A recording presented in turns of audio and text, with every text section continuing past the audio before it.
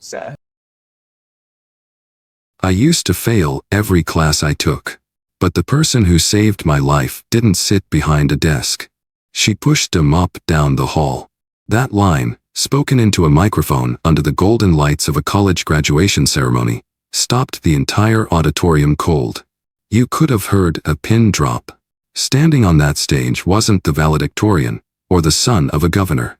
It was Malik Carter, a name no one expected to see wearing a cap and gown, let alone delivering the keynote speech. Because just 5 years ago, Malik wasn't headed for a degree. He was headed for disaster. Son of Terrence Carter, one of Chicago's most ruthless and successful real estate moguls, Malik had money, cars, bodyguards, and a private chef by age 16. But none of that could hide the fact that, academically, he was sinking fast. Straight Fs. 3 expelled tutors. And 0 effort to care. To most people, he was just another spoiled rich kid with a famous last name and no spine. But here's the part no one saw coming. The one who saved Malik Carter wasn't a therapist, wasn't a counselor, wasn't a teacher. She was a 56-year-old black janitor named Miss Lorraine, with salt and pepper hair and a stare sharp enough to cut through arrogance. No one paid her attention. No one asked her advice. Until Malik failed so badly that even his billionaire father cut him off. No car. No credit cards. No trust fund. And that's when Miss Lorraine, the woman everyone ignored, looked him in the eye and said, "You keep thinking you're drowning in failure, but maybe it's just your pride that's too heavy to swim with." That line. That's where the story really begins. Because what happens next isn't just a turnaround. It's a transformation. And by the time it's over, you won't be asking how he passed his classes. You'll be asking how you see people you've never looked at before. Let's go back to the moment everything changed. And show you how a janitor taught a billionaire's son the one secret that would change his life forever. Malik Carter was the kind of kid people assumed had it all. He stood 6 feet tall, lean build, smooth skin, sharp jawline, someone who looked like he was born for magazine covers. And with a father like Terrence Carter, one of the top 10 real estate moguls in the country, it seemed like Malik's life had been gift-wrapped in gold from day one. He lived in a mansion just outside Chicago. A home so large it had 3 elevators and a private theater. His sneakers were all limited edition. His backpack cost more than a teacher's monthly paycheck. And every morning, a black SUV dropped him off at Millbrook Academy, a school where the parking lot had more Teslas and Range Rovers than a luxury dealership. But underneath all of that shine, Malik was suffocating. He didn't feel lucky. He felt trapped. Trapped in a school that looked like a castle but felt like a prison. Because every time Malik walked into a classroom, he wasn't just a student. He was the only black student in his grade. Teachers looked at him like he didn't belong. Classmates pretended not to, but he saw the way they watched him. Like he was the exception. Like he should be grateful for being let in. And the worst part? He wasn't even there because of his own merits. He hadn't earned his way in. His father had made a phone call, signed a check, and the doors opened. No tests. No interviews. Just a last name that moved mountains. Malik felt it every single day. The stares. The fake smiles. The pressure to prove he deserved to be there, without having a clue how to actually do it. At home, it was no better. His father didn't believe in hand-holding or second chances. He believed in results. Malik could remember the exact words Terrence said to him one night after getting another call from the school. "You're not just failing your classes. You're failing this family." That sentence stuck with him like a stain he couldn't wash off. So he kept walking the halls with headphones in, a blank face, and walls built so high not even he could climb out. From the outside, he looked untouchable. But inside, he was unraveling. And nobody seemed to notice. Until one day someone did. It happened on a Thursday morning. Malik was walking the lower hallway of Millbrook Academy, head down, earbuds in, hoodie up. He wasn't in the mood for class. He wasn't in the mood for anyone, really. But then he caught something out of the corner of his eye. A figure in the distance. Moving slow. Controlled. Calm. It was a woman pushing a yellow mop bucket, wearing a navy blue janitor's uniform. Her posture was straight, her steps steady. Her hair was a cloud of salt and pepper curls tucked under a simple cap. And her eyes, when they briefly met his, weren't tired like most staff. They were sharp. Too sharp. Malik didn't say anything, just kept walking. But he noticed something strange. She was humming. Not pop music. Not something on the radio. It sounded like an old gospel hymn, soft, low, almost like a lullaby for someone who hadn't slept in years. As he passed her, he expected her to step aside like most of the staff did. No eye contact. No voice. No pause. But she didn't move. She stopped her mop in place, looked directly at him, and said in a tone that wasn't loud but couldn't be ignored, "You keep showing up like the world owes you something. But I wonder, have you ever earned anything worth keeping?" Malik froze. His earbuds were still in, but the music had stopped. Or maybe he just couldn't hear it anymore. He turned around. "Excuse me." The woman leaned on her mop handle. Calm. Not smiling. Not scolding. Just seeing him. "I said," she repeated, "you walk like someone drowning in pride but calling it confidence. I've seen that before." "Who are you?" Malik asked, voice a little sharper now. She didn't answer that. Instead, she turned her attention back to the mop bucket, dipped the cloth, and started cleaning again. "Come back when you're ready to hear what no one else will tell you." That was it. No name. No explanation. Just a woman mopping the floors like she'd been doing it forever, dropping words like she had a PhD in unraveling teenage boys with too much ego and not enough direction. Malik walked away. But something about her voice followed him. Not loud. Just unforgettable. For the rest of that day, Malik tried to shake it off.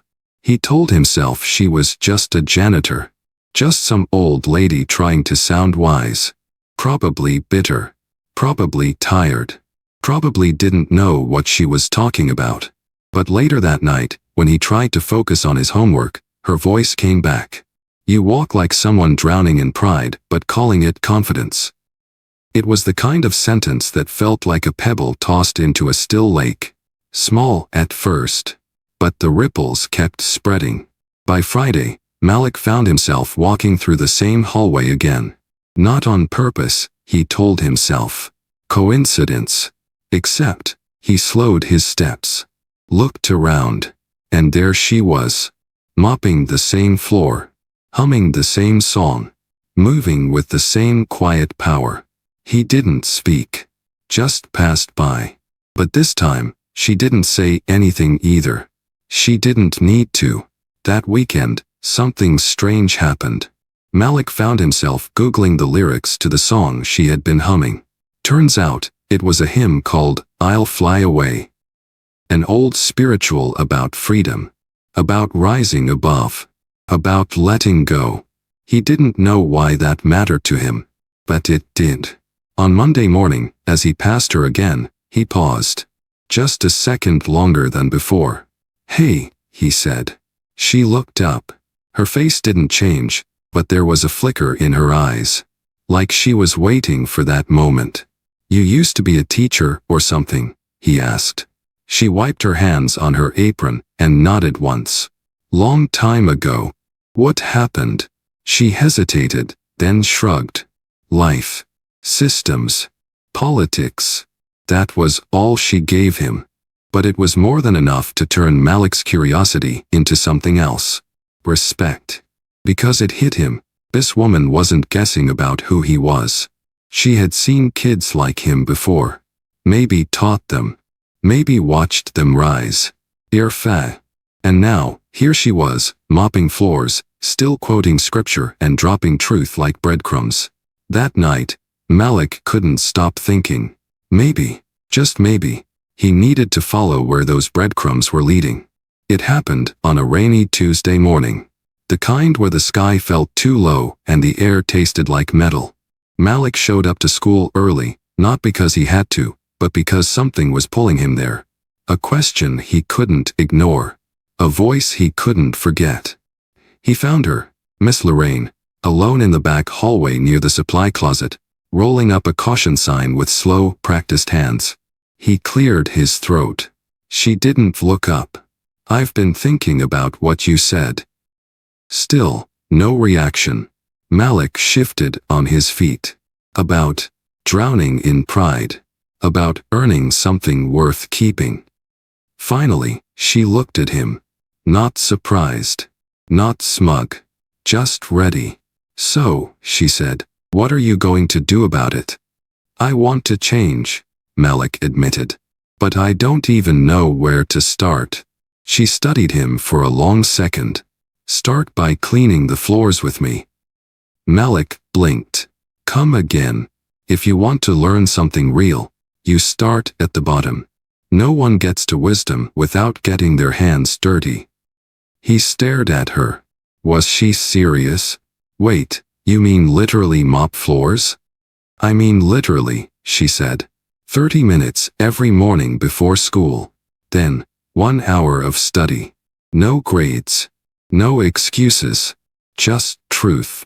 Malik hesitated. This wasn't what he expected. But deep down, he knew that was exactly the point. "I don't want anyone knowing," he said quietly. "Good," she replied. "Neither do I. This isn't for show. It's for you." Malik nodded slowly. "All right," he said. "Deal." Miss Lorraine extended her hand, rough from years of hard work. Malik took it. Firm grit. No ceremony. Just a silent pact sealed between two people most of the world would never think to put in the same room. "You'll need this," she said, pulling a worn spiral notebook from her bag. "Every day, after we study, you'll write in it. Not summaries. Not test answers. Thoughts. Questions. Confusion. Truth." He took the notebook in both hands like it was something sacred. And in a way, it was. The agreement was simple. No titles. No money. No shortcuts. Just the kind of learning that comes when you're finally ready to listen. The next morning, the hallways of Millbrook Academy were still asleep. No students. No chatter. Just the low hum of fluorescent lights and the distant echo of footsteps on tile. Malik stepped through the side entrance, hoodie pulled up, notebook tucked tightly under his arm. He moved like a shadow, careful not to be seen. It wasn't fear. It was something else. Reverence, maybe. The start of something unfamiliar. Miss Lorraine was already there, waiting in the East Wing. She wore the same uniform. Same calm expression. But this time, she was holding a second mop. Malik looked at it, then at her. She said nothing. Just nodded toward the bucket. He picked it up without a word. For 30 minutes, they cleaned in silence. Side by side.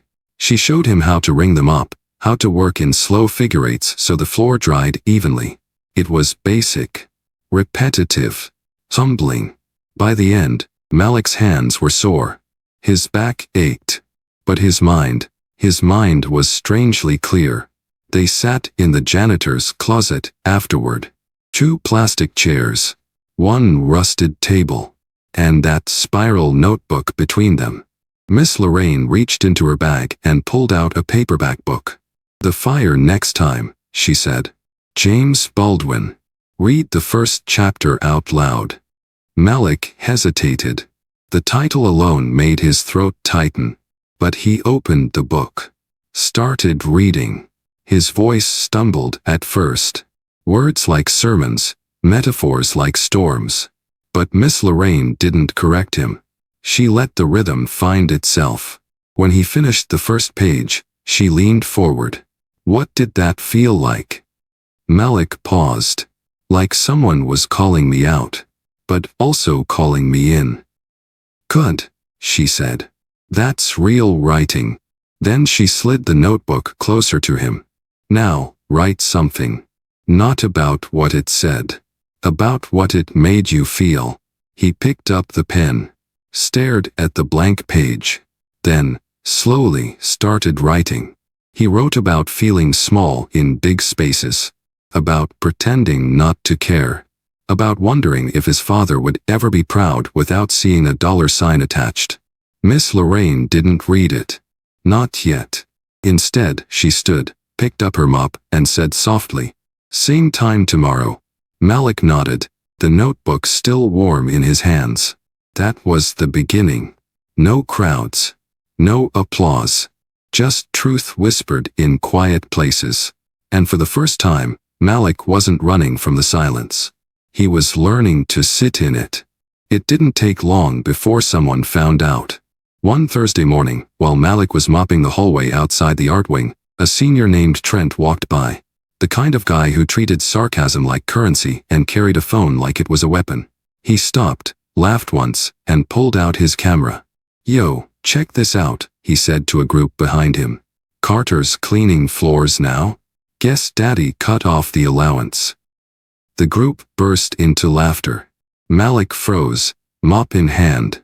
He didn't say anything, didn't look up. But the sound of their laughter felt louder than the hallway should have allowed. By lunch, the video was already online. A clip of Malik mopping, face down, with the caption, "Millbrook's janitor in training." Hundreds of views. Dozens of comments. Some were jokes. Some were cruel. And one, near the bottom, hit him harder than the rest. "This is what happens when money can't hide failure." Malik sat alone that afternoon. He stared at the video again and again, every loop digging a little deeper under his skin. For a moment, just a moment, the old version of him stirred, full of pride, anger, and the urge to burn it all down. But then he remembered Miss Lorraine's voice from earlier that morning. "You can either react, or you can rise." So he rose. The next morning, he showed up early again. Earlier than before. Miss Lorraine was surprised to see him. "You're here." "They laughed," he said quietly. "I saw the video." She nodded. "And yet, you came back. I told you I would." She looked at him for a long second, then smiled. Not wide, not flashy. Just proud. "You're stronger than they know." That day, Malik worked harder. Mopped faster. Studied longer. When it came time to write in his notebook, he didn't hold back. He poured out every thought, every sting, every ounce of embarrassment. And at the bottom, he wrote, "They can laugh. But at least I know who I am when no one's watching." Miss Lorraine read that line and said, "That's the voice you write with from now on." Malik nodded. The world had seen him at what they thought was his lowest. But the truth was, he was just getting started. The warning came quietly, just like everything else at Millbrook that wasn't meant to be talked about. It was a Friday afternoon. Malik was in the back hallway, waiting with his notebook, when Miss Lorraine didn't show. 10 minutes passed. Then 20. He checked his phone. Nothing. No message. No sign. Finally, Mr. Graves, the assistant principal with a clipboard always tucked under one arm, walked by. Malik stopped him. "Excuse me, sir. Have you seen Miss Lorraine?" Mr. Graves didn't even slow his pace. He simply said, "She's been placed on temporary leave. Internal review. It's not your concern." And just like that, she was gone. No explanation. No warning. The next day, Malik sat in the library staring at the empty seat where she used to sit across from him. He felt something he hadn't felt in a long time. Anger. Not the outburst kind. Not the spoiled, frustrated kind. The righteous kind. The kind that shows up when something good is taken away and no one says a word. So Malik did something no one expected. He wrote a letter. Not to his father. Not to the board. To the school paper.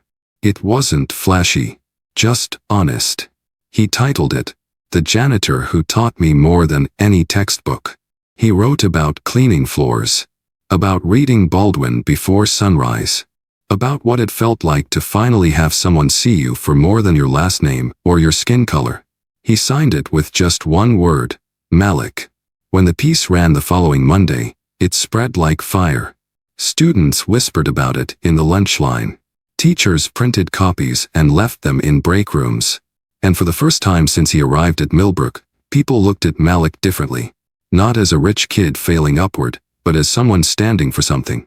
Four other students reached out to him that week.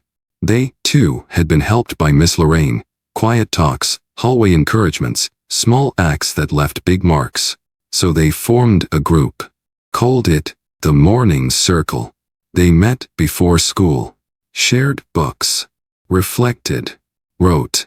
And even without Miss Lorraine, her spirit was there. In every page, every pause, every act of listening.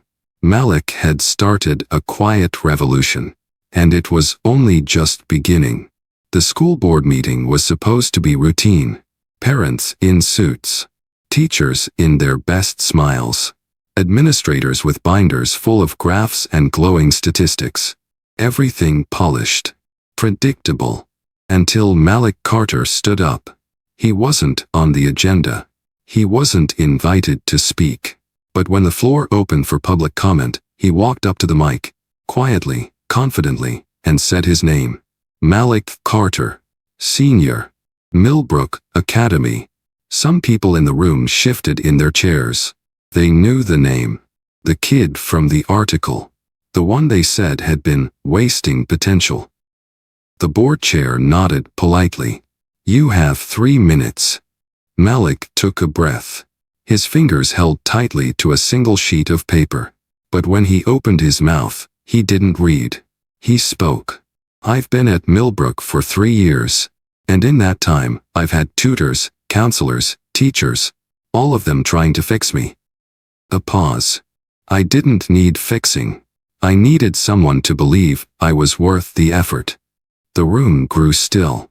He continued, voice steady. The person who did that wasn't on payroll as an instructor. She didn't wear a blazer or carry a laptop. She carried a mop. And she changed my life. A murmur ran through the audience. She didn't just help me with English. She taught me to see the world differently. She showed me how to think. How to feel. How to be someone I'm not ashamed of. He looked directly at the board. And now she's gone. Suspended for helping students outside her job description. But maybe the problem isn't what she did. Maybe the problem is what this system refuses to see. Silence. Then, slowly, he unfolded the paper in his hands. This is an essay I wrote under her guidance. It's titled, Earning My Name. I'm not reading it to impress you. I'm reading it because it's the first thing I've ever written that sounds like me. And he read. 3 minutes turned into 5. No one stopped him. By the time he finished, the room wasn't quiet out of boredom. It was quiet because something real had been said. Malik stepped away from the mic. No applause. No smiles. Just impact. And sometimes, that's more powerful than noise. The following week felt like standing in the eye of a storm. Everything looked calm on the outside, but Malik could feel something shifting beneath the surface. Students nodded at him in the hallway. A few teachers smiled, almost apologetically. Even the principal gave him a stiff, silent nod as they passed each other near the office. But Miss Lorraine was still gone. Each morning, Malik showed up early. Still mopped. Still read. Still wrote. But her chair in the janitor's closet stayed empty. Until Wednesday. He was wiping down the stairwell railings when he heard a voice behind him. Low, firm, familiar. You missed a spot. He turned. She was standing there. Same uniform. Same mop. Same look. But something in her posture was different. Prouder. Stronger. Miss Lorraine? He asked, barely above a whisper. She smiled. Told you I'd be back. What happened? She shrugged. Enough people made noise. The board changed their mind. They called it a review error. But we know better, don't we? She nodded. Malik dropped the rag and stepped forward. I thought they'd erased you. They tried. she said. But stories only disappear if nobody's brave enough to tell them. He didn't know what to say, so he just nodded. A lump was building in his throat. You kept showing up, she asked. Every day, he said. We kept going. She looked him over. The mop. The notebook tucked in his waistband. The subtle fire behind his eyes. You're different now. Because of you. No, she said. Because of you. I just reminded you who you could be. Later that day, a letter arrived at the school addressed to Lorraine Wallace. From the English department at Northwestern University. An invitation. They had read the article in the school paper, watched Malik's speech online, and decided it was time someone like her had a classroom again. She showed Malik the letter that afternoon. He read it twice, then looked up. They're lucky to have you. She laughed softly. Only if I say yes. Are you going to? She folded the letter, slid it back in her bag. Maybe, she said. But only if you promise to keep writing. He nodded. Deal. That afternoon, Miss Lorraine didn't just return to work. She returned to her calling. And for Malik, it meant something even greater. The world was finally listening. A year passed. Malik graduated Millbrook with a cap on his head and pride in his chest. Not the loud kind, but the quiet kind that comes from earning something nobody can take away. He turned down offers from Ivy League schools. Instead, he enrolled at Illinois State University, majoring in community education. When reporters asked him why he didn't choose somewhere more prestigious, he gave them a simple answer. Because change doesn't always start at the top. It starts where people have been ignored the longest. But Malik didn't stop at school. He had a bigger plan. One late afternoon, he knocked on a door in Southside Chicago. Modest house, cracked sidewalk, old mailbox with rusted corners. Miss Lorraine answered, wearing her usual cardigan, a look of curiosity behind her glasses. He handed her a folder. Inside, building plans, grant proposals, and a mission statement typed in 14-point font. The Lorraine House, she read aloud, eyebrows lifting. A learning center, Malik said. For kids like me.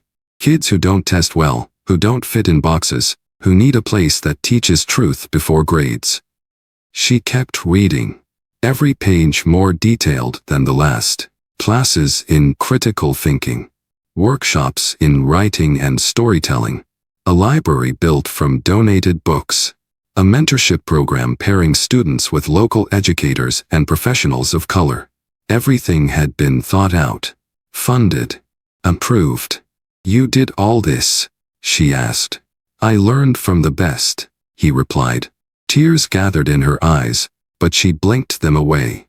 Why name it after me? Because everything I am now started with a mop and your voice. She covered her mouth, overwhelmed. But I'll only do it, he added, if you'll help me run it. That sealed it. 3 months later, the Lorraine House opened its doors inside a repurposed community center, just a few blocks from where Malik grew up. They held no ribbon-cutting ceremony, no press event, just a circle of students, chairs, books, paper, purpose. Miss Lorraine taught the first class. Malik led the orientation, and in that room, under flickering lights and peeling paint, something more powerful than any institution was born. Not a school, a movement, a place where young people weren't judged for where they came from, but empowered to decide where they would go next. The Lorraine House had been open for almost a year when Malik received a letter. It wasn't from a student. It wasn't from a donor. It was from his father, Terrence Carter. The envelope was plain. No return address. Just Malik's name written in his father's sharp, impatient handwriting. He opened it slowly. Inside was a folded piece of paper, and tucked inside that, an older letter, yellowed at the edges, handwritten in delicate cursive. It was from his mother. The date on it was from years ago, long before she passed. He unfolded it and began to read. My dearest Malik, one day, when you are grown, You will hear voices trying to shape you. Some will tell you that your worth is measured in wealth. Others will say it's in power. But I hope you find the one voice that tells you the truth. You matter because of who you are when no one is watching.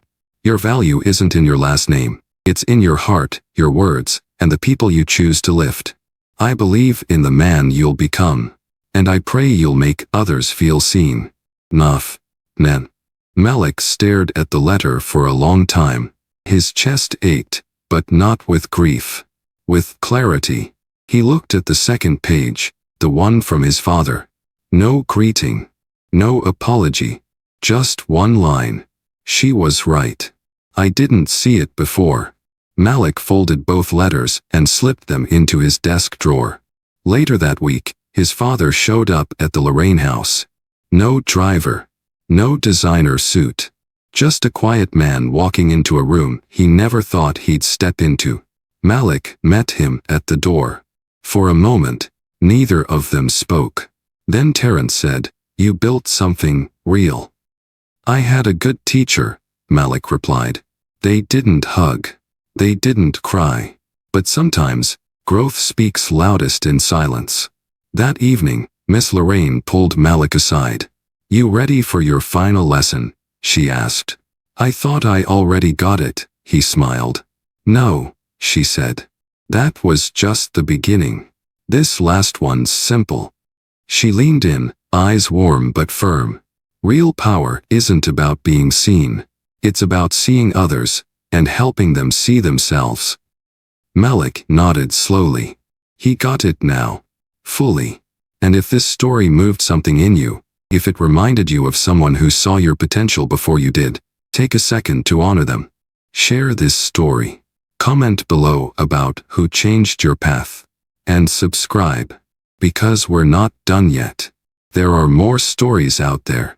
More voices waiting to be heard. And just maybe, you'll be the one to help them speak.